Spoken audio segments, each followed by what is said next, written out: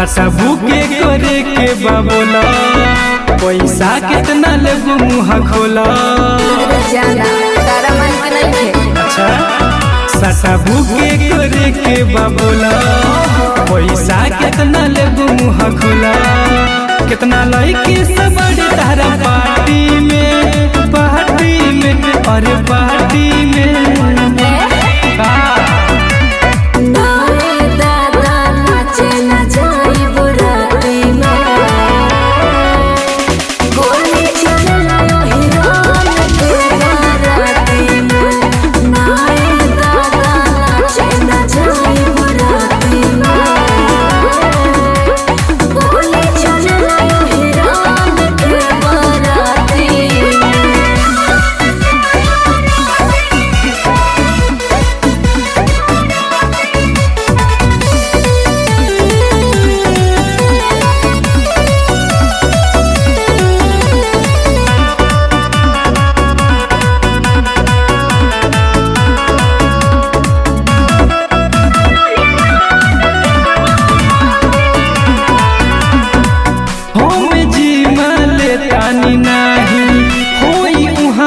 झगड़ा हो जबरी हमके उठा के ले जाइलो बाद में होई लफड़ा हो।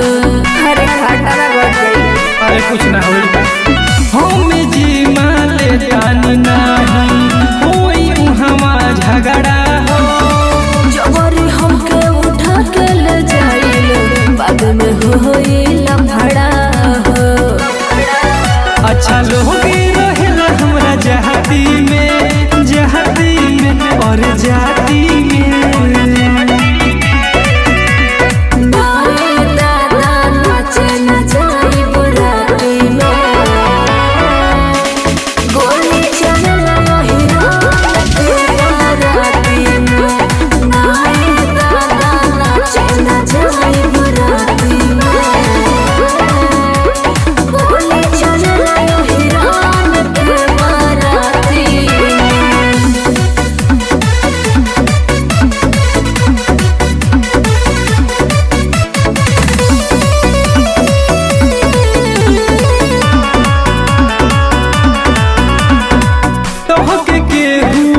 न लगा